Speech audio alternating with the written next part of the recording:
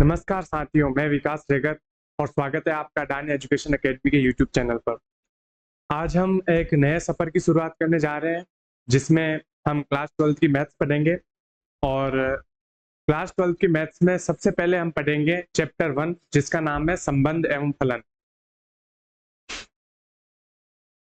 तो हम सबसे पहले संबंध और फलन पढ़ेंगे।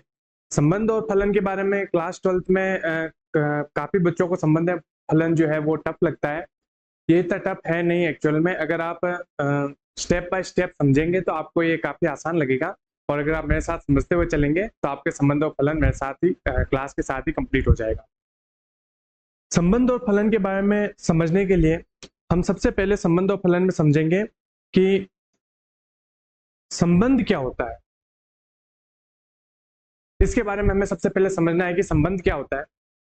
संबंध के बारे में समझने के लिए हमें कुछ क्लास 11th के जो टॉपिक्स हैं वो समझने पड़ेंगे। क्लास 11th में आपने एक चीज पढ़ी होगी, आपने क्लास 11th में पढ़ा होगा समुच्चय। यह आपने पढ़ा होगा क्लास 11th में समुच्चय। तो समुच्चय क्या होता है? यदि हम देखें कि समुच्चय क्या होता है, तो बिल्कुल बेसिक डेफिनेशन हम जो बना सकते हैं समुच्चय की, वो हम कह सकते हैं कि सबसे पहले हम एक एग्जांपल लिखते हैं और उसी से डेफिनेशन देखते हैं कि a is equal to 1 2 3 4 5। यह एक समुच्चय है, यह एक समुच्चय है। तो इससे हमें स्पष्ट दिख रहा है कि समुच्चय जो है वो कुछ सुपरिभाषित अवयवों का समूह होता है, जिसे हम मझले कोष्ठक में लिखते हैं और इसे किसी कैपिटल लेटर से प्रदर्शित किया जाता है। तो ये होता है समुच्चय, जो आपने क्लास 11th में जरूर पढ़ा होगा। अब हम आते हैं संबंध पर। तो संबंध क्या है? संबंध जो होता है वो दो समुच्चयों के बीच परिभाषित एक निश्चित पैटर्न होता है। कैसे? देखिए कैसे। जैसे कि यदि हम देखें एग्जाम्पल के तौर पर, संबंध समझने के लिए, संबंध क्या है यह समझने के लिए हमें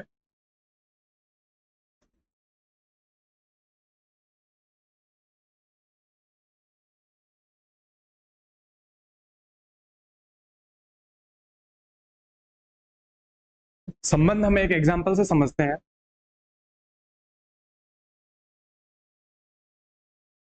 संबंध इंग्लिश में से रिलेशन कहते हैं।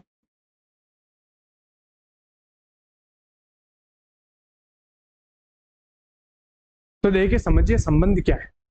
तो संबंध समझने के लिए हम एक एग्जाम्पल ले रहे हैं कि मान लीजिए कोई दो समुच्चय है। दो समुच्चय ले लेते हैं, हम कोई से भी दो समुच्चय ले लेते हैं। पहला हम एक समुच्चय लेते हैं, जैसे कि a इज इक्वल टू 1 2 3 4 5 और 7। मान लीजिए ये हमारा एक सेट है।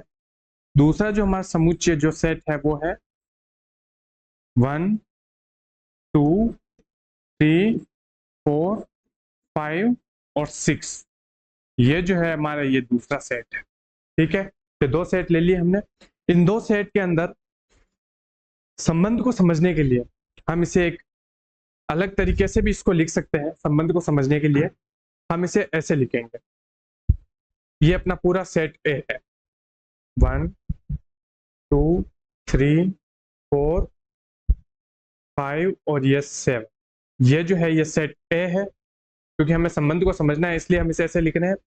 और एक हम ले रहे हैं सेट बी, तो ये सेट बी है।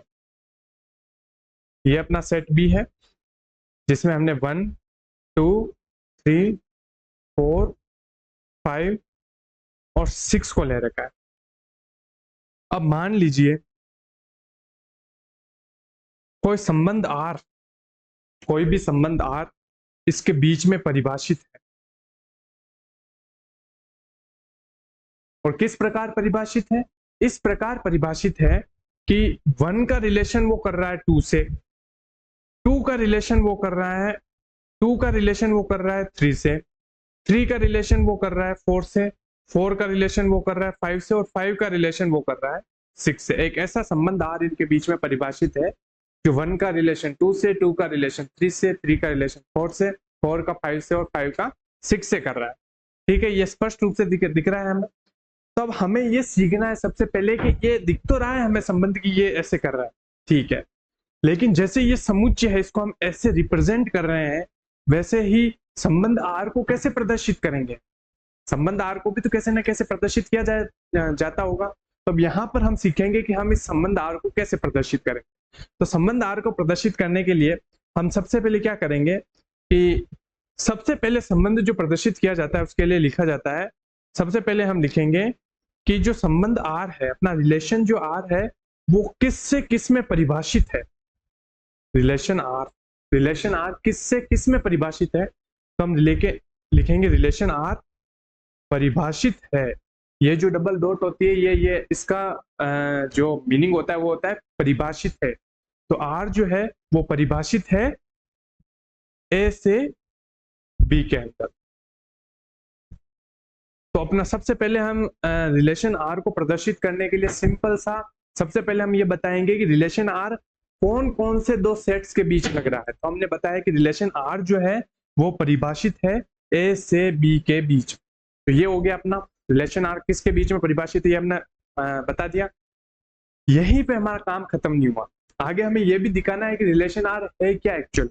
ठीक है, तो ये लिख दिया हमने, रिलेशन आर परिभाषित है ए से बी के बीच में, ए से बी में परिभाषित है। अब हम लिखेंगे कि रिलेशन आर है क्या। तो अब हम लिखेंगे रिलेशन आर, यहां पे हम लिख सकते हैं इस प्रकार, यहां पे हम लिख सकते हैं कि रिलेशन आर परिभाषित है ए से बी में इस प्रकार, इस प्रकार। तो किस प्रकार? इस प्रकार कि R इज इक्वल टू, अब देखो अब हमें कैसे प्रदर्शित करना है रिलेशन को, वो देखिए। इस प्रकार परिभाषित है कि R इज इक्वल टू, यहां पर हम मझला कोष्टक बनाए, उसके आगे हमने छोटा कोष्टक बनाया। R इज इक्वल टू, अब देखो किसका संबंध किससे वो लिखना है हमें। एक का संबंध किससे है? 2 से है। तो हम यहाँ पे लिखेंगे R इज इक्वल टू, यहाँ पे हम छोटे कोष्टक में लिखेंगे 1,2। एक का संबंध 2 से, एक का संबंध 2 से, 2 का संबंध किससे है? 3 से। तो यहाँ पे हम लिखेंगे 2 का संबंध 3 से, 2 का संबंध 3 से है। 3 का संबंध किससे है? 3 का संबंध है 4 से। तो समझ में आ रहा है आपको, रिलेशन बताने के लिए हमने क्या किया, मझला कोष्टक लगाया, और जिन जिन का आपस में संबंध है उसको हम छोटे कोष्टक में कोमा लगा के लिखते जा रहे हैं। 3 का संबंध 4 से है, 4 का संबंध 5 से है, ऐसे यहाँ पे हम लिख देंगे 4 का संबंध है 5 से, और 5 का संबंध जो है वो है 6 से। 5 का संबंध है 6 से। ये हमने रिलेशन को डिनोट कर दिया। तो ये संबंध को प्रदर्शित करने की विधि है, ऐसे हम इसको प्रदर्शित कर सकते हैं कि जैसे हम सेट को प्रदर्शित करते हैं वैसे संबंध को प्रदर्शित करने का रूप ये होता है कि R इज इक्वल टू, पहले तो हम बताएंगे कि R ए से बी में परिभाषित है, उसके बाद हम बताएंगे कि R जो है वो उसमें कौन सा अवयव किससे संबंधित है। तो हमने हमें बताया कि 1 2 से संबंधित है, 2 3 से संबंधित है, 3 4 से संबंधित है, 4 से 5, 4 5 से और 5 6 संबंधित है। यहाँ पे एक बात ध्यान देने योग्य है, वो ये है कि इसका जो फर्स्ट एलिमेंट है, ये पहला वाला जो अवयव है, ये अवयव आपको दिख रहा होगा कि ये ए से आ रहा है, ए से बिलोंग कर रहा है, समुच्चय ए से बिलोंग कर रहा है पहला अवयव। और जो दूसरा अवयव है ये वाला 2 हो गया 3 हो गया, ये आपको दिख रहा होगा ये बिलोंग कर रहा है बी से बिलोंग कर रहा है। यानी कि पहला अवयव जो है वो ए से बिलोंग कर रहा है और दूसरा अवयव जो है वो बी से बिलोंग कर रहा है। ठीक है, तो ये तो होगी बहुत सरल विधि इसको प्रदर्शित करने की। इसे हम कहते हैं रोस्टर रूप, इसे हम कहते हैं रोस्टर रूप। ये जो प्रदर्शित करने की विधि है ये होती है रोस्टर रूप।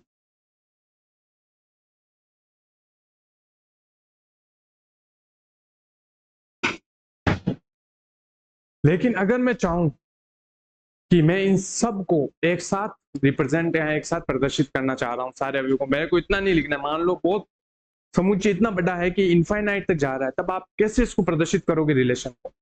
तो वो हम अब देखेंगे कि इसी समुच्चय को, इसी संबंध को किस प्रकार हम, इन्हीं समुच्चयों के बीच जो ये संबंध है, इसको किस प्रकार हम दूसरे तरीके से प्रदर्शित कर सकते हैं। वो देखिए कैसे कर सकते हैं हम। तो इसके लिए मैं पहले इनको मिटा देता हूं, देखिएगा मैं इसको मिटा रहा हूं।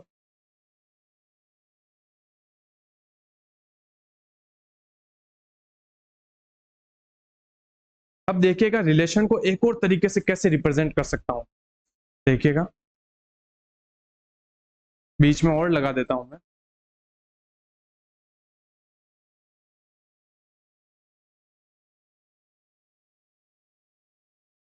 तो इसको इस प्रकार से तो हम प्रदर्शित कर सकते हैं, और कैसे कर सकते हैं प्रदर्शित, वो देखिए।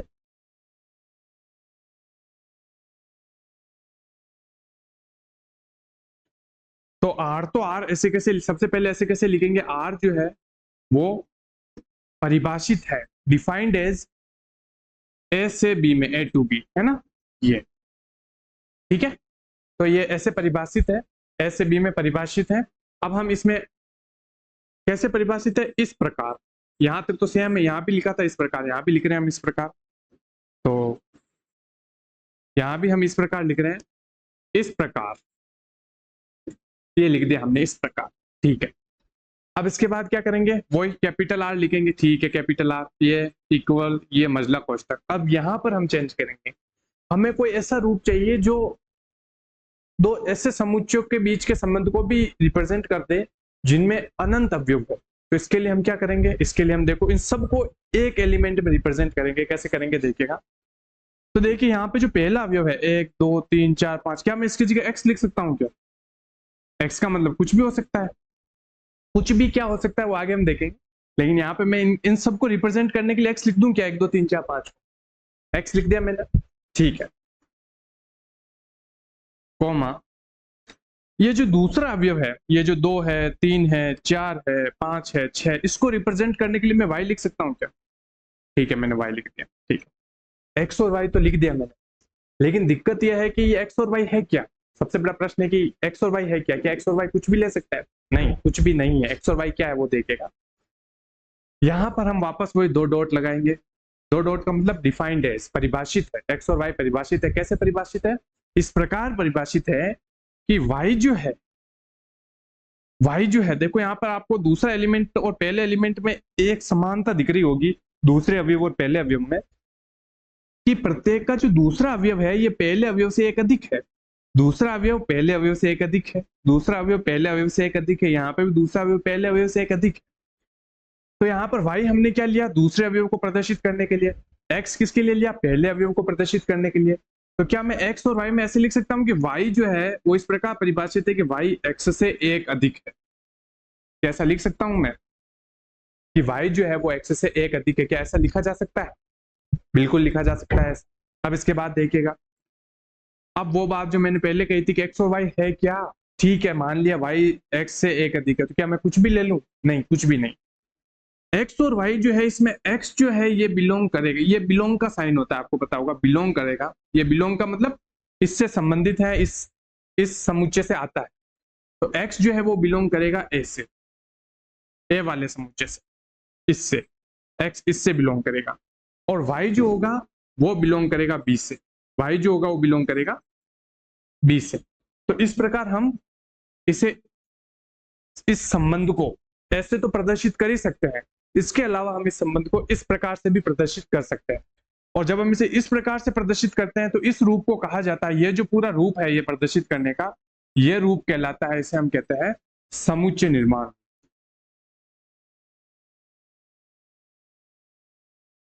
समुच्चय निर्माण रूप, तो समुच्चय निर्माण रूप कहलाता है। तो आपको समझ में आया कि संबंध किस प्रकार से प्रदर्शित किया जाता है, ये समझ में आया आपको? ठीक है, तो ये होता है संबंध, और इस प्रकार से ये प्रदर्शित किया जाता है। इससे आपको पता चला होगा कि संबंध जो है वो दो समुच्चयों के बीच का एक निश्चित पैटर्न है, ऐसे आप कह सकते हो। निश्चित पैटर्न कैसे? जैसे कि हर चीज का एक निश्चित पैटर्न होता है। जैसे कि आप किसी को अगर अंकल जी कहते हो, जो आपके सगे अंकल जी है, तो वो कौन होंगे? अगर मैं किसी को अंकल जी कह रहा हूँ या मेरा दोस्त किसी को अंकल जी कह रहा है, तो अंकल जी का मतलब क्या है कि वो आपके पापा के छोटे भाई हैं। एक निश्चित पैटर्न है, संबंध है अंकल जी का। एक निश्चित पैटर्न क्या है कि पापा के छोटे भाई। इस प्रकार से आर भी यहाँ पर एक निश्चित पैटर्न बनाता है, एक निश्चित संबंध बनाता है। जैसे कि यहाँ पर हमने आर ने क्या निश्चित पैटर्न बनाया कि जो दूसरा अवयव है वो पहले अवयव से एक अधिक हो रहा है। देखो सब जगह ऐसा हो रहा है। एक का संबंध दो से हुआ तो दो जो है वो एक से एक अधिक है, तो जब चार का पांच से हुआ तो पांच भी चार से एक ही अधिक था। ऐसा नहीं कि तीन अधिक हो गया, एक निश्चित पैटर्न चल रहा है। तो वही जो होता है वो निश्चित पैटर्न रिलेशन होता है। ठीक है, तो ये निश्चित पैटर्न। तो ये आपने समझा कि संबंध क्या है। अगर डेफिनेशन देखना चाहो तो संबंध को दो या दो से अधिक विभिन्न मानों के सेट के बीच अभिज्ञान या परिभाषित कड़ी के रूप में परिभाषित किया जाता है। तो कड़ी को या निश्चित पैटर्न को इसे आप इस प्रकार से कह सकते हो। ठीक है, तो नेक्स्ट नेक्स्ट स्लाइड पे चलते हैं अपन। तो नेक्स्ट स्लाइड जो है उसमें हम देखेंगे संबंधों के प्रकार।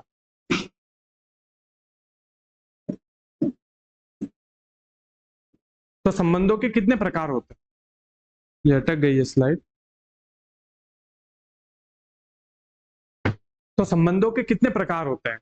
तो संबंधों के जो प्रकार हैं, वैसे तो कई प्रकार होते हैं संबंधों के, लेकिन आपके सिलेबस के हिसाब से जो तीन सबसे मोस्ट इंपॉर्टेंट है आपके लिए वो ये है: स्वतुल्य संबंध, सममित संबंध और संक्रामक संबंध।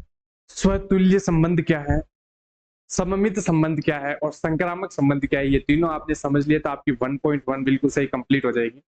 थोड़ा सा आपको ध्यान लगाकर समझना होगा, बहुत आसान है। अगर समझोगे, पहली बार समझ में आ गया तो बहुत आसान है। अब क्या है वो समझिएगा। जो स्वतुल्य संबंध होता है, देखिए यहाँ पे लिखा है स्वतुल्य। ठीक है, तो हम यहाँ पे शुरू करते हैं। पहला यहाँ पर स्वतुल्य क्या है ये समझते हैं हम कि स्वतुल्य संबंध होता क्या है। स्वतुल्य, स्वतुल्य को इंग्लिश में बोलते हैं रिफ्लेक्सिव। रिफ्लेक्सिव, एक, हाँ ठीक है, रिफ्लेक्सिव को मैं हटा देता हूँ। स्वतुल्य संबंध यानी कि रिफ्लेक्सिव रिलेशन, ये पूरा इंग्लिश हो गया इसका। रिफ्लेक्सिव रिलेशन, ये हो गया, ये हो गया स्वतुल्य संबंध। ये स्वतुल्य संबंध है। अब स्वतुल्य संबंध में एक आप इसके नाम में देखो, हमने संबंध देखा क्या होता है। संबंध हमने देखा कि संबंध जो होता है वो दो समुच्चयों के बीच परिभाषित होता है। ठीक है, और एक निश्चित कड़ी के रूप में होता है, कुछ ना कुछ पैटर्न बन रहा होता है। ठीक है, ठीक। लेकिन यहाँ पे आपको एक वर्ड दिख रहा होगा, स्वतुल्य। स्वतुल्य मतलब खुद के समान। तो जो स्वतुल्य संबंध होता है, एक संबंध, सुनिएगा एकदम ध्यान से सुनिएगा, एक संबंध आर, एक स्वतुल्य संबंध होगा, एक संबंध आर एक स्वतुल्य संबंध होगा यदि, यदि पहली शर्त, ये डबल डॉट, डबल डॉट का मतलब परिभाषित होगा। यदि आर परिभाषित है किसमें? ए से ए में।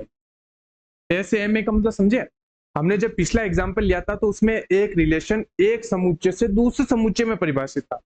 यहां पर ऐसा नहीं है। यहां पर जो रिलेशन है वो जिस समुच्चय से है और उसी समुच्चय में परिभाषित है। मतलब ऐसे समझो कि ये जैसे एक दो तीन चार, ये कोई ए सेट है, तो एक रिलेशन ऐसा है जो वापस ए के ऊपर ही परिभाषित है, किसी कोई बी नहीं है, यहाँ पर ए ही है। तो ये रिलेशन आर जो है वो ए के ऊपर ही परिभाषित है, ए से ए में ही परिभाषित है, ये कोई अलग परिभाषित नहीं है, ए से ए में ही परिभाषित है ये। तो पहला आपको पता चला कि आर क्या होना चाहिए, स्वतुल्य कब होगा? जब वो ए से ए में परिभाषित हो। प्लस दूसरी शर्त देखना, दूसरी शर्त यह है कि आर स्वतुल्य होगा यदि, यदि यदि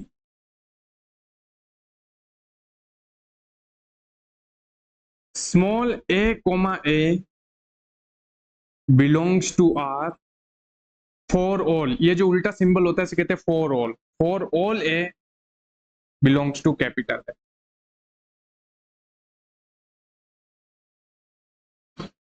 ये डबल डॉट नहीं है, ध्यान रखना, ये डबल डॉट नहीं है। ये अर्धविराम। तो यहां पर ये क्या आया? अब आप सोच रहे होंगे ये क्या आ गया, इतना मुश्किल लग रहा है। यहां तक तो ठीक था परिभाषित। ये ए कोमा ए क्या है, ये बी कोमा बी क्या है, ये कहां से आ गए? इसका मतलब क्या है? इसका मतलब सिंपल सा ये है कि आर स्वतुल्य होगा यदि, पहला पॉइंट, ए से ए पर लग रहा है, पहला ठीक है। दूसरा कि यहाँ पर कितने ही रिलेशन हो सकते हैं, कितने भी रिलेशन हो सकता है। एक का इससे रिलेशन हो, एक का दो से रिलेशन हो, एक का तीन से रिलेशन हो, दो का एक से हो, दो का दो से हो, दो का चार से हो, तीन का दो से हो, चार का तीन से हो, मतलब हमें कुछ मतलब नहीं है, कितने भी रिलेशन हो सकते हैं उसके बीच में। लेकिन लेकिन लेकिन उसमें एक चीज जरूर होनी चाहिए, वो क्या है? वो ये है कि खुद का खुद से रिलेशन जरूर होना चाहिए। दूसरों से है तो ठीक है, उससे में कोई दिक्कत नहीं, लेकिन खुद का खुद से जरूर होना चाहिए। यानी कि आर ए से ए में लग रहा है तो एक का एक से रिलेशन होना चाहिए, दो का दो से जरूर होना चाहिए, तीन का तीन से जरूर होना चाहिए, चार का चार से जरूर होना चाहिए। एक का दो से भी हो, उससे हमें कोई दिक्कत नहीं, इसका इससे, उससे हमें कोई दिक्कत नहीं, लेकिन इसका इससे तो होना ही होना चाहिए, तभी स्वतुल्य होगा, अन्यथा स्वतुल्य नहीं होगा। तो स्वतुल्य होने की शर्त क्या है? पहली कि वो ए से ए में परिभाषित होगा, और दूसरी शर्त क्या होगी? दूसरी शर्त ये होगी कि उसका जो अवयव है, प्रत्येक अवयव अपने आप से संबंधित होगा। एक का प्रत्येक अवयव अपने आप से ही संबंधित होगा, एक एक से ही संबंधित होगा। तो इसे हम कहते हैं इस प्रकार से ए। तो यहाँ पे क्या लिखा मैंने? ए कोमा ए, यानी कि जो पहले समुच्चय का जो ए है, जो अवयव है, वो संबंधित है उसी से, खुद से ही, और वह आर से बिलोंग करेगा सभी ए के अवयवों के। तो ए के जितने भी अवयव वो सब खुद से तो संबंधित होंगे ही होंगे। अगर वो खुद से संबंधित है तब हम उसे कहेंगे कि ये संबंध जो है वो एक स्वतुल्य संबंध है। आगे हम एग्जाम्पल से देखेंगे तब और क्लियर हो जाएगा। अभी तक यहीं तक, यहाँ पर यही रखो, ठीक है। तो अब हम एक नेक्स्ट स्लाइड लेते हैं।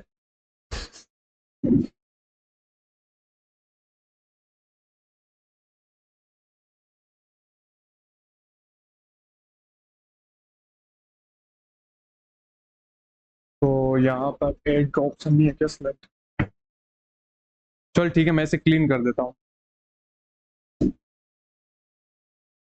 अगर आप यहाँ पे समझना चाहो, इस एग्जाम्पल से समझ लेते हैं हम, इसके पहला स्वतुल्य संबंध समझ लेते हैं सबसे पहले एग्जाम्पल से। यहाँ पर एक एग्जाम्पल दिया हुआ है, ठीक है। एक ए दिया हुआ है, एक में ए मैंने बताया आपको, एक सेट दिया हुआ है, एक समुच्चय दिया हुआ है, ठीक है। आर क्या है? ए से ए में परिभाषित है, तो पहली वाली शर्त अपनी स्वतुल्य की पूरी हो गई भी, ये खुद से खुद में परिभाषित है, चलो ठीक है, उसमें कोई दिक्कत नहीं है। अब हमें पूछ रहा है कि ये इतने सारे रिलेशन, इसमें से कौन से स्वतुल्य हैं? हमें ये बताना है कि इतने सारे रिलेशंस में से कौन से स्वतुल्य हैं और कौन से नहीं है। तो देखिएगा कि मैंने आपको क्या कहा, स्वतुल्य कब होगा?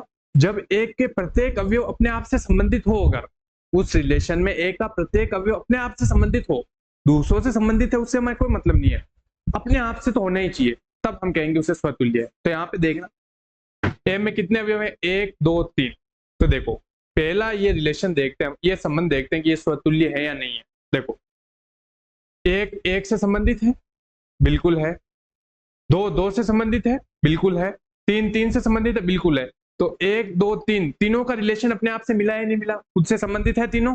तो इसका मतलब पहला आर जो है वो क्या है? ये जो है ये स्वतुल्य है, स्वतुल्य है, ये स्वतुल्य है। तो इसका मतलब ये स्वतुल्य है। चलो ठीक है, दूसरे में देखते हैं। ये रहा दूसरा, तीन अवयव अपने पास, एक दो तीन। यहाँ पे भी देखो, एक एक से संबंधित मिल गया, ठीक है। दो दो से संबंधित मिल गया, ठीक है। तीन तीन से संबंधित मिल गया, ठीक है। आगे देखो, एक दो से भी संबंधित है, दो एक से भी संबंधित है, लेकिन उससे हमारा मतलब नहीं है। अभी अभी हमारे ये देखना है कि वो खुद से संबंधित है या नहीं, स्वतुल्य देखने के लिए। तो ये जो है ये भी क्या है? ये पूरा भी क्या है? स्वतुल्य है। ये भी स्वतुल्य है, ये भी स्वतुल्य है। तो ये पूरा स्वतुल्य है। अब इसके बाद यदि हम देखना चाहें तीसरा एग्जाम्पल, अब तीसरे में आप देखो कि अपने पास तीन अवयव है, हमें एक के लिए दिखाना है कि स्वतुल्य है नहीं है। तो देखो अपने पास यहाँ पे तीन अवयव है, एक दो तीन। देखो एक एक से संबंधित है क्या इसमें कहीं? इस पूरे में कहीं एक एक से संबंधित दिख रहा है क्या आपको? तो इस पूरे में आप देखोगे तो एक एक से संबंधित नहीं है, एक एक से संबंधित है ही नहीं।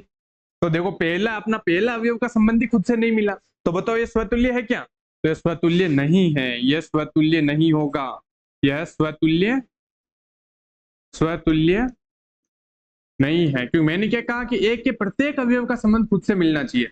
यदि एक का एक भी अवयव, एक भी ऐसा अवयव है जिसका संबंध खुद से नहीं मिला उसमें, तो हम कहेंगे कि वो स्वतुल्य नहीं है। तो यहाँ पे देखो एक के तीन अवयव है जिसमें देखो एक का संबंध एक से मिला क्या? इसमें नहीं मिला, तो ये स्वतुल्य नहीं है। दो का दो से है, तीन का तीन से है, लेकिन एक का एक से नहीं है। अगर एक भी अवयव ऐसा है जिसका खुद से संबंध नहीं मिल रहा है तो वो स्वतुल्य नहीं होगा। स्वतुल्य कब होगा? जब एक के प्रत्येक अवयव का संबंध खुद से मिल जाए उस रिलेशन में, तब हम कहेंगे कि वो स्वतुल्य है। चलो ठीक है, अब हम देखते हैं चार।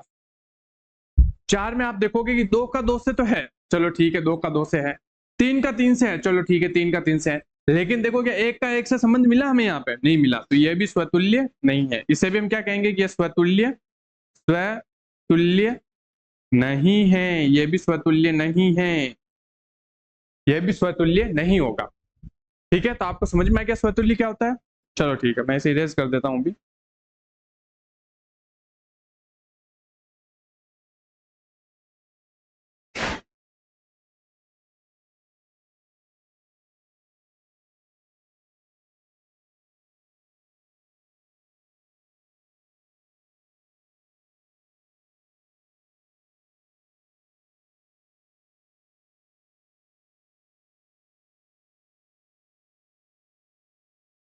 ठीक है, अब वापस अब हम पिछली स्लाइड पे चलते हैं, अपनी पिछली स्लाइड पर। ये रही अपनी वापस वो वाली स्लाइड जिसमें देख रहे थे संबंध कितने प्रकार के होते हैं, जिसमें हमने पहला संबंध देख लिया स्वतुल्य। स्वतुल्य को इंग्लिश में क्या कहते हैं? रिफ्लेक्सिव। इंग्लिश वर्ड हमेशा याद रखो बीएससी के लिए, रिफ्लेक्सिव है ये। ठीक है, अब इसके बाद सेकंड है सममित। सेकंड कौन से वाला है? सममित। सममित संबंध क्या होता है? तो स्वतुल्य तो आपने देखा है कि स्वतुल्य क्या होता है, अब सममित क्या होता है? और उसके बाद मैं एक लाइन बोलूंगा आपको, मैं अभी बोल रहा हूं, आप देखना वो सही है या नहीं है, कि प्रत्येक स्वतुल्य संबंध के अवयव जो है वो सममित तो होते हैं, अब देखना है या नहीं है। देखो सममित का मतलब क्या है, यहाँ पे मैं चेंज कर रहा हूं, इसे पहले यहां से चेंज कर देते हैं। अब हम क्या पढ़ेंगे? अब हम पढ़ेंगे सममित। तो सममित किसे कहते हैं? सममित, ये हो गया सममित। सममित संबंध, सममित संबंध को इंग्लिश में क्या कहते हैं? सममित संबंध को इंग्लिश में कहते हैं, बहुत सिंपल सा वर्ड है, आप सबको पता होगा, सिमेट्रिक।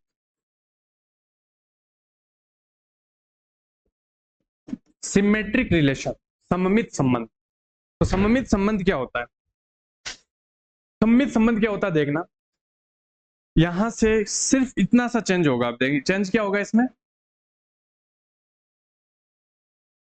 यहां पर आ जाएगा, ये पूरा चेंज होगा। तो एक संबंध सममित होगा, एक संबंध आर जो किसमें परिभाषित होगा? ए से बी में, ए से, ये तो पूरा ही चेंज हो रहा है, ए से बी में परिभाषित, एक सममित आर ए से बी में परिभाषित होगा। एक संबंध आर सममित होगा यदि पहला वो ए से बी में परिभाषित है। ठीक है, ए से बी में तो वैसे भी नॉर्मली हर संबंध होता है ये परिभाषित। अब उसमें क्या होगा कि यदि A comma B belongs to R and यदि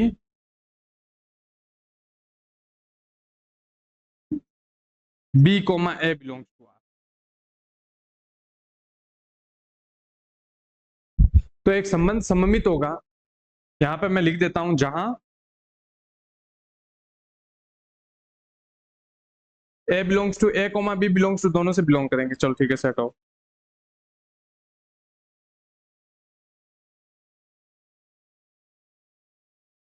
चलो ठीक है, तो जो सममित संबंध है उसका मतलब क्या, देखो सममित संबंध ए से बी में भी हो सकता है, ठीक है। तो सममित संबंध में क्या होगा कि एक अवयव है, मान लो ए कोमा बी बिलोंग कर रहा है आर से, तो उसका उल्टा भी उस रिलेशन से बिलोंग करेगा, उल्टा भी उस रिलेशन से बिलोंग कर रहा है तो हम कहेंगे सममित है। जैसे जैसे देखना, अभी हम एग्जांपल्स में चलते हैं तो आपको समझ में आएगा। ये एग्जांपल्स आ गए, आर से ए में भी चलेगा, ए से बी में भी चल सकता है। तो देखना सममित कैसे होगा। आर परिभाषित है ए से ए में यहाँ पे, ठीक है।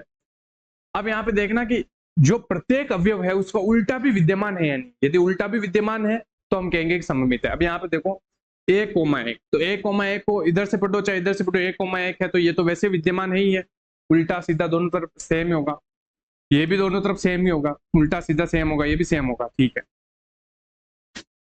1,2 यहाँ पर आर में विद्यमान, तो ये सममित कब होगा, जब इसमें 2,1 भी विद्यमान हो, इसका उल्टा भी विद्यमान हो। बताओ इसका उल्टा इस पूरे में है क्या, आर में उल्टा दिख रहा है पूरे में, इसका उल्टा इसमें नहीं है, तो इसका मतलब ये जो है आर ये सममित नहीं है, सममित सममित नहीं है, ठीक है। तो ये जो है पहला एग्जांपल, ये सममित नहीं होगा, ठीक है। तो ये सममित नहीं है आपका, चलो ठीक। सेकंड में देखो 1,1 उल्टा सीधा सेम होता है तो ये तो विद्यमान है, वैसे भी 2,2 उल्टा सीधा सेम विद्यमान है, 3,3 उल्टा सीधा सेम विद्यमान है। 1,2 का उल्टा क्या होगा, 2,1, तो क्या 2,1 विद्यमान है इसमें, बिल्कुल है। देखो इसका उल्टा ये विद्यमान है इसमें, तो इसमें प्रत्येक का विपरीत विद्यमान है। 1,1 का उल्टा 1,1 तो ये तो विद्यमान है, 2,2 का उल्टा 2,2 ये भी विद्यमान है, 3,3 का उल्टा 3,3 ये भी विद्यमान है, और 1,2 का उल्टा 2,1 ये भी विद्यमान है। इसका मतलब अपना जो ये वाला जो समुच्चय है, ये वाला जो संबंध है, ये संबंध आपका सममित है। सममित, सममित मीन्स सिमेट्रिक, सिमेट्रिक रिलेशन है, ये सममित है। ये संबंध अपना दूसरा वाला जो है ये सममित है, दूसरा वाला संबंध सममित है आपका, चलो ठीक है। अब इसके बाद देखते हैं हम ये वाला r इज इक्वल टू 2,2 3,3 1,2 2,1, ये जो है ये सममित है या नहीं, हमें ये देखना है कि ये सममित है या नहीं। चलो ठीक है। अब यहाँ पे आप देखो कि 2,2 है, चलो ठीक है 2,2 है, 2,2 का उल्टा क्या होगा 2,2, इसका मतलब ये तो विद्यमान है ही है, ये तो उल्टा सीधा सेम है, ये तो विद्यमान है ही है, चलो ठीक है। 3,3 उल्टा सीधा सेम है, विद्यमान है। 1,2 1,2, 1,2 का उल्टा क्या होता है 2,1, बताओ विद्यमान है या नहीं है, बिल्कुल विद्यमान है। तो एक दूसरे के उल्टे भी इसमें विद्यमान है, तो ये वाला भी क्या होगा, ये वाला भी होगा सममित। तो ये भी क्या है, ये भी सममित है, सममित है, ये भी सममित है। अब यहां पर है r इज इक्वल टू 2,2 3,3 1,2, देखो 2,2 का उल्टा सीधा सेम, ये तो विद्यमान है, ये वाला विद्यमान है। 1,2 का उल्टा क्या होता है आपको पता होगा 2,1, क्या 2,1 विद्यमान है क्या इस रिलेशन में, इस रिलेशन में 2,1 विद्यमान है क्या, नहीं है। इसका मतलब इसमें सारे विपरीत विद्यमान नहीं है, तो ये जो है ये सममित नहीं है, सममित नहीं है, ये सममित रिलेशन नहीं है। तो आपको स्वतुल्य और सममित समझ में आया, ये देख लीजिए इसमें ये जो था अपना सममित नहीं आया था, ये जो था अपना सममित आया था, ये वाला अपना सममित आया था। यहां पे देखो ये आगे भी 2,3 और इसका उल्टा 3,2 दोनों विद्यमान है, तो ये वाला सममित है। और इसमें देखो 2 2 3 3 1 2 2 1, इसमें यहाँ पे इसका उल्टा विद्यमान था, तो ये भी अपना सममित आया था, लेकिन ये वाला अपना सममित नहीं आया है। रीजन 1,2 का विपरीत इसमें अपने विद्यमान नहीं है, तो ये इसलिए सममित नहीं है, ठीक है।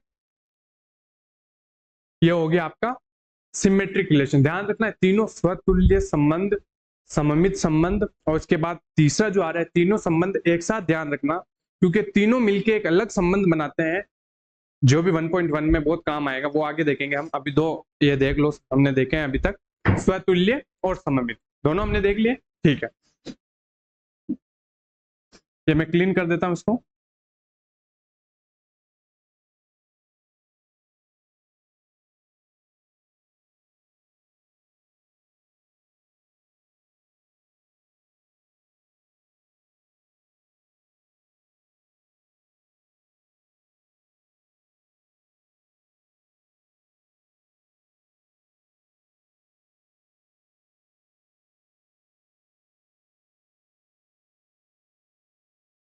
ये पूरा क्लीन हो गया, ठीक है।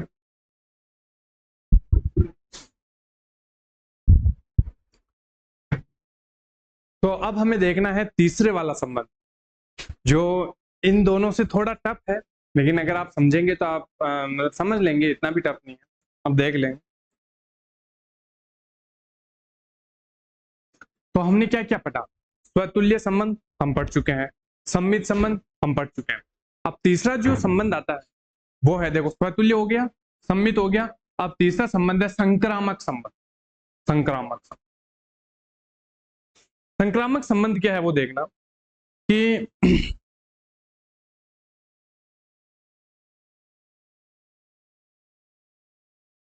संक्रामक संबंध समझना आप, ये ध्यान से समझना संक्रामक संबंध, क्योंकि ये इंपॉर्टेंट भी है और थोड़ा सा मतलब टफ तो नहीं है, अगर आप सही से समझोगे तो इसी से संबंधित है, बस एक स्टेप आगे जाके है, एक कदम आगे है ये इन संबंध से। संक्रामक संबंध, संक्रामक संबंध को क्या कहते हैं इंग्लिश में? इंग्लिश इसलिए लिखा रहा हूं क्योंकि आपके ग्रेजुएशन में इंग्लिश बहुत काम आएगी, तो यहाँ पे मैं लिखा रहा हूं। संक्रामक संबंध को इंग्लिश में कहते हैं transitive relation. Transitive relation, transitive relation जो है वो, ट्रांजिटिव रिलेशन क्या होता है वो देखो। ट्रांजिटिव रिलेशन को यदि मैं आपको डायग्राम बना के समझूं तो वो आपको बहुत अच्छे समझ में आएगा। पहले मैं आपको लिखा देता हूं क्या है ट्रांजिटिव रिलेशन। जैसे हमने सारे लिखे वैसे लिख रहा हूं कि एक संबंध है, मान लो एक संबंध R है, ठीक है। एक संबंध R जो है वो A से B में भी परिभाषित है और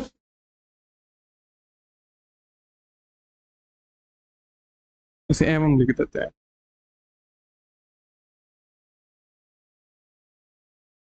एवं R जो है वो परिभाषित है B से C में भी।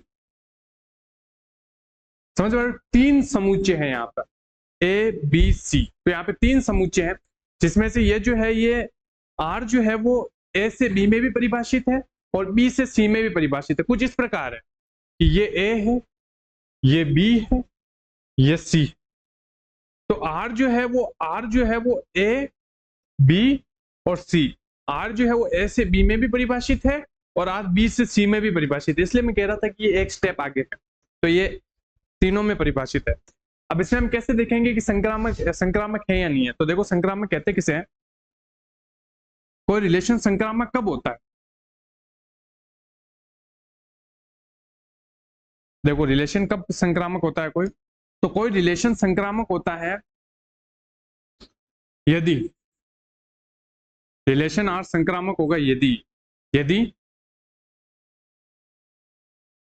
A, B belongs to R, A, B belongs to R और B यहाँ पे एंड कर देता है।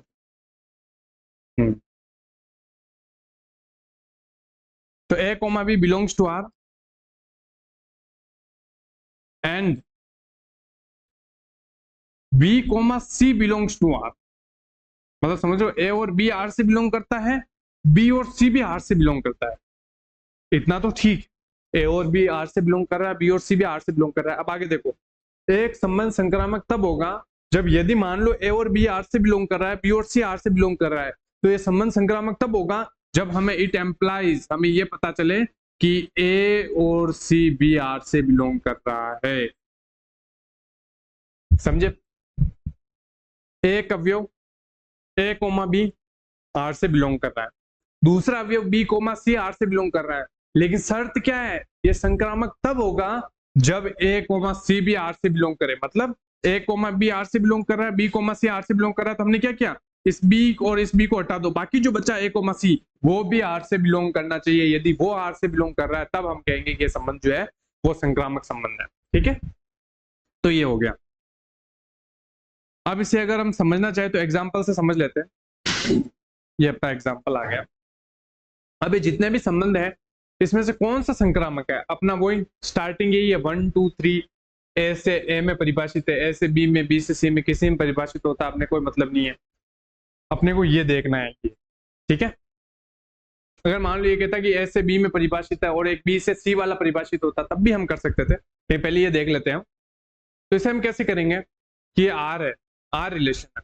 ठीक है, मैं क्या कह रहा हूं, ए कोमा बी परिभाषित है, ए कोमा बी है, बी कोमा सी है, तो हमें सॉरी ए कोमा बी है, बी कोमा सी है, तो हमें क्या चाहिए, बी बी को हटा दो, बी बी को हटा दो, ए कोमा सी भी प्रेजेंट होना चाहिए, और ये प्रत्येक के लिए अपने को करना है। ठीक है, अब इसमें आप एक चीज ध्यान रखना कि जो वो अवयव है ना, स्वतुल्य वाले जो अवयव है उसको आप थोड़े टाइम के लिए इग्नोर कर सकते हो, उसके अलावा जो है उनको देखो संक्रामक के लिए। ठीक है, तो पहले स्वतुल्य वालों को हम थोड़ा इग्नोर कर रहे हैं थोड़े टाइम के लिए, स्वतुल्य वाले जो अवयव है ये, क्योंकि ये होंगे ही वैसे संक्रामक। ये स्वतुल्य वाले अवयव हमने देख लिया, ये भी स्वतुल्य वाला है, स्वतुल्य, इनको थोड़ा टाइम के लिए इग्नोर करो, इसको भी थोड़ा टाइम इग्नोर करो, मेन इसको देखो। अब देखना ये संक्रामक है नहीं, इसमें इसका सबसे ज्यादा योगदान रहेगा इस संबंध को संक्रामक बनाने में या नहीं बनाने में। तो देखो यहाँ पे क्या 1,2 है, A comma B, A comma B, B comma C आ रहा है क्या, कोई ऐसा अवयव है जो 2 से शुरू हो रहा है, बिल्कुल एक अवयव है जो 2 से शुरू हो रहा है, तो हमने वहां पे देखा था ना, A comma B belongs to R, B comma C belongs to R, तो हमें क्या देखना है, हमें ये देखना है कि A comma C belongs to R है या नहीं है, ये हमें देखना है। तो यहाँ पे आप देखोगे तो A comma B belongs to R में आप देखो, ए कोमा बी में हमने क्या, ये देखो A coma 2 belongs to R है। ठीक है, और आगे क्या है, 2,2 बिलोंग्स टू आर भी है, देखो 1,2 आर से बिलोंग कर रहा है, 2,2 भी आर से बिलोंग कर रहा है, तो देखो 1,2 1,2 belongs to R, 2,2 belongs to R, तो A comma B belongs to R, B comma C belongs to R, तो अपने को क्या देखना है, A comma C belongs to R है या नहीं, ये बी बी को हटा दो, A comma C belongs to R है या नहीं अपने को ये देखना है, तो ए कोमा सी मतलब 1,2 बिलोंग्स टू आर है। तो देखो वापस यही बन गया, 1,2 बिलोंग्स टू आर है, A comma B belongs to R, B comma C belongs to R, A comma C belongs to R, ये देखो A comma C belongs to R, ये बन। इसका मतलब ये संबंध जो है ये क्या है, संक्रामक है। अब यहां पर एक क्वेश्चन है जो आपके मन में होना चाहिए, वो ये है कि सर ये तो आपने देख लिया, चलो ठीक है, इन दोनों का तो मामला हो गया, ठीक है, 1,1 से तो मामला आगे बढ़ ही नहीं रहा है, क्योंकि इससे आगे तो तब देखेंगे ना जब ये जिससे एंड हो रहा हो उससे भी कोई दूसरा अवयव शुरू हो रहा हो, तभी तो हम देख पाते हैं। जैसे कि ये बी से एंड हो रहा है, आगे कोई अवयव बी से शुरू हो रहा है, तभी तो हम देख पाएंगे और सी बिलोंग कर रहा है, सी से नहीं कर रहा है। अगर ऐसा कोई अवयव ही ना हो जो बी से शुरू हो रहा है, तो फिर क्या करना है, तो फिर उसे हम वैसे ही संक्रामक मान के चलते हैं। जैसे कि यहाँ पर 1,1 है, अब इसमें दूसरा और कोई अवयव नहीं है, यहाँ पे देखो 1,1 है, ये 1,1 है, ये 1,2 है, ये इससे स्टार्ट हो रहा है, तो यहाँ पे भी आप देख सकते हो 1,1, यहाँ पे 1, 1,2 ये बिलोंग कर रहा है, चलो ठीक। अब 3,3 के लिए क्या करेंगे, 3,3 अकेला है बेचारा, दूसरा और कोई अवयव है ही नहीं जो 3 से स्टार्ट हो रहा है, तो अब क्या करें, कैसे संक्रामक माने इस पूरे को या नहीं माने, बिल्कुल मानना है, इसको संक्रामक बिल्कुल मानना है, क्योंकि 3,3 अकेला है। अगर कोई दूसरा अवयव और होता है जो 3 से स्टार्ट हो रहा है, तब जाके हम तीसरा अवयव ढूंढते ना, ये अकेला है, ये दूसरा अवयव और कोई होता जो ये जिससे एंड हो रहा है उससे ये अगर स्टार्ट होने वाला कोई दूसरा अवयव होता, तब हम तीसरा ढूंढते संक्रामक के लिए। अब यहाँ पे बेचारा 3,3 अकेला ही है, ऐसा कोई अवयव है ही नहीं जो 3 से स्टार्ट हो रहा है इस पूरे में, तो हमें अब तीसरा अवयव नहीं ढूंढना है, अब हमें ऐसे ही मानना है कि है संक्रामक। समझ में आया? अगर कोई तीसरा अवयव होता और दूसरा अवयव होता तब तीसरा ढूंढते ना, यहाँ पर दूसरे तक ही नहीं जा रही है बात, क्योंकि यहाँ पर पूरे में केवल एक ही अवयव ऐसा है जो 3 से एंड हो रहा है। अब इसके अलावा अगर और कोई 3 से शुरू हो रहा होता, जैसे कि यहाँ पे मान लो सपोज करो यहाँ पे ऐसा होता 3,5 होता माना कि, तो हम क्या करते 3,3, ये 3 से एंड हो रहा है, ये 3 से स्टार्ट हो रहा है, तो 3 हटा दो, हम फिर ढूंढते कि 3,5 है या नहीं है इसके अंदर, ये हम ढूंढते हैं। लेकिन इसमें ऐसा कोई है क्या? कोई अवयव है ही नहीं, है ही नहीं, तो तब हमें ढूंढना है ही नहीं। चलो ठीक है, इसे मैं हटा देता हूँ, क्लियर कर रहा हूँ।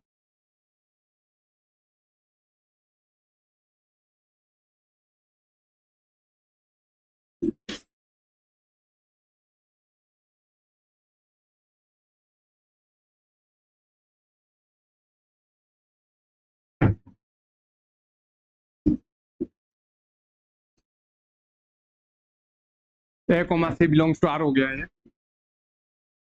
चलो ठीक है, अब हम सेकंड एग्जांपल पर आते हैं। सेकंड एग्जांपल में देखेंगे हम कि जो सेकंड एग्जांपल है अपना ये वाला, i is equal to 1, 1, 2, 2, 3, 3, 1, 2, 2, 1, 2, 3, 3, 2। इसमें मैंने देखना है कि ये ट्रांजिटिव है या नहीं है, संक्रामक है या नहीं, अपने को ये देखना है कि ये जो पूरा रिलेशन है ये संक्रामक है या नहीं है।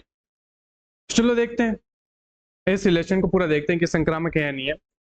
यहाँ पे सबसे पहले मैंने क्या कहा, स्वतुल्य वालों को आप थोड़ा इग्नोर कर दो, अभी इनको इग्नोर कर देते। चलो ठीक है, बाकी जो बचे हैं 1, 2 है। अब इसमें और कोई अवयव है जो, देखो ये अवयव 2 से समाप्त हो रहा है, ऐसा कोई अवयव जो 2 से शुरू हो रहा हो, तो ये रहा a, b belongs to r, b, c belongs to r। तो हमें क्या चाहिए, a, c belongs to r, यानी कि 1, 1 बिलोंग कर रहा है या नहीं कर रहा है r से? देखो बिल्कुल कर रहा है, तो ये तो हो गया संक्रामक इनसे। तो आगे देखते हैं 2, 3 a, b belongs to r, 3, 2 b, c belongs to r। अब अपने क्या देखना है, a, c belongs to r, 2, 3 को रहने दो, बाकी बचे जो 2, बिलोंग कर रहा है r से, बिल्कुल कर रहा है। तो इसका मतलब ये भी क्या हो गया, संक्रामक हो गया। अगर आप इसे उल्टा देखते तब भी संक्रामक हो रहा था, जैसे कि 3, 2 देखते पहले, फिर 2, 3 देखते और 2 को रहने देते तो 3, 3 आता, तब भी मिल जाता, तब भी ये संक्रामक हो रहा था। तो ये संक्रामक है। तो ये वाला ट्रांजिटिव है, ये वाला भी ट्रांजिटिव है, तो ये भी संक्रामक है, ध्यान रखना संक्रामक है। और ये वाला जो है वो भी संक्रामक है, ठीक है। 3 में देखो 2, 2, चलो स्वतुल्य वालों को एक बार के लिए साइड में रख दो। 1, 2 2 से खत्म हो रहा है, 2 से शुरू हो रहा है, 2 को हटा दो, क्या बचा 1, 1 है क्या इसमें? नहीं है, नहीं है, नहीं। तो इसका मतलब देखो 1 को, ये 2 से खत्म हुआ, a, b belongs to r, b, c belongs to r, b को हटा दो, क्या बचा a, c belongs to r। 1, 1 है क्या इसमें? इस पूरे में 1, 1 है क्या? नहीं है। इसका मतलब ये संक्रामक नहीं है, ये जो रिलेशन है ट्रांजिटिव नहीं है, संक्रामक नहीं है, ये रिलेशन संक्रामक नहीं है, बिल्कुल नहीं है। अब इसके बाद देखो ये फोर्थ वाला, स्वतुल्यों को एक बार के लिए साइड में रखो। 1, 2 मैंने आपको कहा था, जो वाली बात आ गई यहाँ पे, मैंने क्या कहा था, नहीं यहाँ पे नहीं होगा अप्लाई, क्योंकि यहाँ पे देखो ये 2 से एंड हो रहा है और ये 2 से स्टार्ट हो रहा है। अगर ये नहीं होता यहाँ पर, ये नहीं होता, एक बार के लिए सोचो कि ये यहाँ पर नहीं होता, ये गायब होता, यहीं से स्टार्ट होता ये, तब बताओ आप इसे संक्रामक कहते हैं नहीं कहते? यदि यहीं से स्टार्ट होता, सिर्फ इतना सा होता, तब हम संक्रामक कहते हैं नहीं कहते? तो मैंने क्या कहा, a, b से आगे यदि b, c वाला अवयव है, तब हमें देखना है कि a, c है या नहीं है, तब हम संक्रामक मानेंगे। यदि बात a, b पर ही खत्म हो रही है, b, c वाला अवयव ही नहीं है, ये वाला अवयव ही नहीं मिल रहा है, ये वाला ही नहीं मिल रहा है, तब ये हम ढूंढेंगे ही नहीं, हम वैसे मान लेंगे कि ये संक्रामक है, ठीक है। तो यहाँ पे देखेंगे हम, ये देखो 2, 2 है, 3, 3 है, 1, 2 है। यदि ये सिर्फ इतना सा होता, एक बार के लिए मानो कि ये सिर्फ इतना सा होता, तब तो हम इसे संक्रामक मानते। क्यों? क्योंकि 3, 3 होता और यहाँ पे 3 से स्टार्ट करने वाला कोई अवयव नहीं है, तो वैसे मान लेंगे संक्रामक है, और यहाँ पे 1,2 और 2 से स्टार्ट होने वाला दूसरा अभी भी नहीं मिल रहा है, तीसरा कहाँ से ढूंढे, तो वैसे मान लेंगे संक्रामक है। यहां तक होता तब, लेकिन ये पूरा क्वेश्चन है तो पूरा क्वेश्चन करके देखते हैं, पूरा एग्जाम्पल करते हैं इसको। तो अब देखो ये संक्रामक है, देखना 2,2 स्वतुल्यों को एक बार के लिए साइड में करो। 1,2 ये देखो 2 से एंड हो रहा है, 2 से स्टार्ट होने वाला है क्या कोई, ये रहा 2 से स्टार्ट होने वाला। A, B belongs to R, B, C belongs to R। तो क्या करो, B और B को हटा दो, क्या बचा 1,2। 1,2 बिलोंग्स टू R, क्या ये इसमें है, 1,2 है इसमें, बिल्कुल है। इसका मतलब ये क्या है, संक्रामक संबंध है। तो ये क्या है, संक्रामक संबंध है, संक्रामक संबंध है, ठीक है, ये संक्रामक संबंध है। तो आज की क्लास अपनी यही तक थी। हमने यहाँ पर 3 चीजें पढ़ी। पहली स्वतुल्य, जिसे हम कहते हैं रिफ्लेक्सिव प्रॉपर्टी, रिफ्लेक्सिव रिलेशन। दूसरे सम्मित, जिसे हम कहते हैं ट्रांजिटिव रिलेशन, सॉरी सम्मित जिसे हम कहते हैं सिमेट्रिक रिलेशन। और तीसरा हमने पढ़ा संक्रामक, जिसे हम कहते हैं ट्रांजिटिव रिलेशन। ये तीनों रिलेशन हमने पढ़ी और ये हमने एग्जाम्पल सोल्व किए। अब इसके बाद कुछ आपके बुक्स में भी एग्जाम्पल है इससे रिलेटेड, और ये आपको होमवर्क है, एक एग्जाम्पल जो आपको घर से करना है, और वो होमवर्क है ये जो आपको एक समुच्चय दे रखा है, इसे आप ए मान लेना, ये ए है अपना, ये रिलेशन, ये अपना पूरा रिलेशन है, और आपको बताना है कि ये जो है स्वतुल्य है लेकिन सम्मित नहीं है और संक्रामक नहीं है, दोनों नहीं है, ये आपको बताना है। तो ये आप शो कर देना इसमें। तो उम्मीद है आपको ये वीडियो अच्छी लगी होगी, तो लाइक शेयर सब्सक्राइब करना ना भूलें, और अगर कोई डाउट रह गया है आपका कमेंट में जरूर बताइएगा। अगली क्लास में मैं उसको जरूर सॉल्व करने का प्रयास करूंगा। धन्यवाद।